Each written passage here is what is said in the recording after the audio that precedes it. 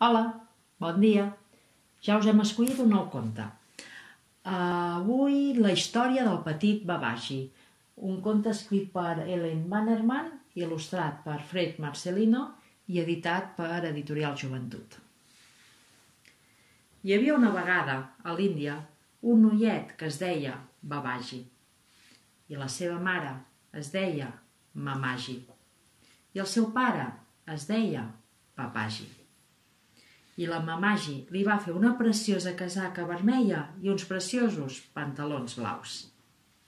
I en Papaji va anar al basar i li va comprar un parasol verd molt maco i un parell de sabatetes de color porpra, molt bufones, amb les soles i el folre carmessins. Que n'estava d'elegant en Babaji. Aleshores es va posar la roba nova i se'n va anar a fer una passejada per la jungla. I passejant, en Babaji es va trobar amb un tigre. I el tigre li va dir: «Babaji, ara et menjaré». I en Babaji li va respondre: «Oh, sisplau, senyor tigre, no em mengi i li donaré la meva preciosa casaca vermella». Aleshores el tigre li va dir: «D'acord, aquest cop no et menjaré, però m'hauràs de donar la teva preciosa casaca vermella». Dit i fet. El tigre es va posar la preciosa casaca vermella del pobre Babaji i mentre se n'anava deia: «Ara sóc el tigre més elegant de la jungla». I en Babaji va continuar passejant, fins que va trobar un altre tigre.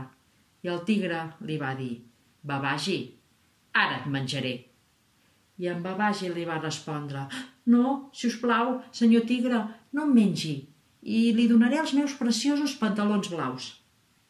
Aleshores el tigre li va dir: «D'acord, aquest cop no et menjaré, però m'hauràs de donar els teus preciosos pantalons blaus». Dit i fet. El tigre es va posar els preciosos pantalons blaus del pobre Babaji i mentre se n'anava deia: «Ara sóc el tigre més elegant de la jungla». I en Babaji va continuar passejant, fins que va trobar un altre tigre. I el tigre li va dir: «Babaji, ara et menjaré». I en Babaji li va respondre: «Oh, si us plau, senyor tigre, no em mengi i li donaré les meves sabatetes de color porpra, amb les soles i el folre carmessins».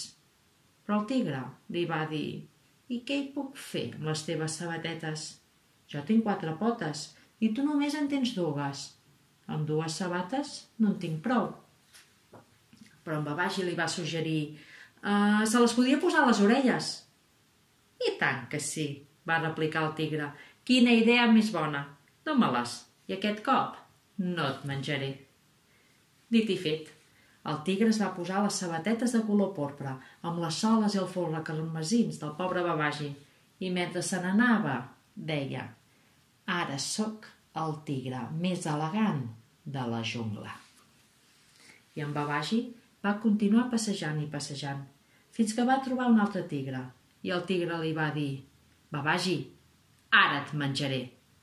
I en Babaji li va respondre: «Oh, si us plau, senyor tigre, no em mengi i li donaré el meu preciós parasol verd». Però el tigre li va dir: «Com vols que porti un parasol si per caminar em calen les 4 potes?» «Podria agafar amb un nus a la cua», li va suggerir en Babaji. «I tant que sí», va replicar el tigre. «Dóna-me'l i aquest cop no et menjaré». Dit i fet. El tigre va agafar el preciós parasol verd del pobre Babaji i mentre se n'anava deia: «Ara sóc el tigre més elegant de la jungla». I el pobre Babaji se'n va anar plorant perquè aquells tigres cruels li havien pres la seva roba nova. De sobte va sentir un soroll horrible que feia una cosa així i que cada cop es feia més i més fort. «Ai», va dir en Babaji, «són els tigres, que ara tornen per menjar-me. Què puc fer ara?» I en Babaji va córrer cap a una palmera, es va amagar darrere el tronc i va treure el cap per veure què passava. I va veure tots els tigres barallant-se i discutint quin d'ells era el més elegant. I es van enrabiar tant que van fer un bot i es van treure aquelles robes tan maques i van començar a donar-se ofpades i a mossegar-se amb les seves dents grans i blanques. I a força de trompades i tombarelles van arribar als peus de la palmera on era en Babaji, qui d'un bot es va amagar darrere el Pare-sol. I cada tigre va mossegar la cua d'un altre tigre i van sacsejar-se i esbatussar-se fins que es van trobar fent un rotlle al voltant del tronc. Aleshores, quan els tigres es veien molt petitets i molt lluny, en Babaji es va plantar i els va cridar: «Ei, tigres! Per què us heu tret la roba nova? Que potser ja no la voleu?» Però els tigres només van respondre amb un «rrrr».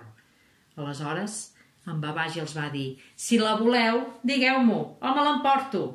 Però els tigres no volien deixar anar les cues dels seus companys i l'única cosa que podien dir era «rrrr». Així doncs, en Babaji es va posar un altre cop la seva preciosa roba nova, va agafar el Pare-sol i se'n va anar. I els tigres es van enrabiar molt, però tot i això no volien deixar anar les cues dels seus companys. I estaven tan enrabiats que es van posar a córrer al voltant de la palmera, provant de menjar-se el tigre del davant, i cada cop corrien més i més de pressa, fins que eren com un remolí que girava tan de pressa que no se'n podien distingir les potes. I encara van girar més i més de pressa, fins que es van fondre. I no en va quedar res més que un gran toll de mantega fosa, o gui, com se'n diu a l'Índia, al voltant del tronc de la palmera. I va resultar que en Babaji tot just havia plegat de treballar i tornava cap a casa amb una enorme olla de llautó als braços. I quan va veure els restes dels tigres va dir: «Quin toll de mantega fosa més maco! L'agafaré per a la Mamaji perquè la faci servir per cuinar». Dit i fet, la va posar tota a l'enorme olla de llautó i la va portar a casa per a la Mamaji perquè la fes servir per cuinar. Com se'n va posar de contenta la Mamaji quan va veure la mantega fosa. «Doncs ara», va dir, «tindrem coques per sopar». I va agafar farina, i ous, i llet, i sucre, i mantega, i va fer una enorme safata plena a vessar d'unes coques delicioses.